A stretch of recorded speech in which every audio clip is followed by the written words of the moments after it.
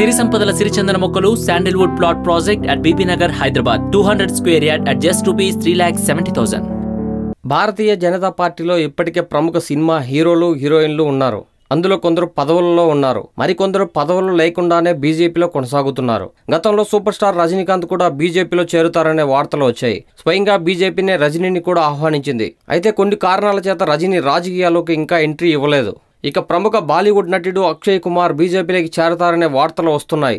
Akshay Kumar BJP వేదికగా రాజకీయాల్లోకి entry ఇవ్వనున్నట్లు కథనాలు వెలువడుతున్నాయి. పలు సామాజిక అంశాలకు సంబంధించిన సినిమాలలో నటిస్తున్న అక్షయ్ ప్రధాని నరేంద్ర మోడీ చేపట్టిన స్వచ్ఛ భారత్ ప్రచారం సందర్భంగా తీసిన టాయిలెట్ ఏక్ ప్రేమ్ కథ అనే సినిమాలో నటిస్తున్నారు.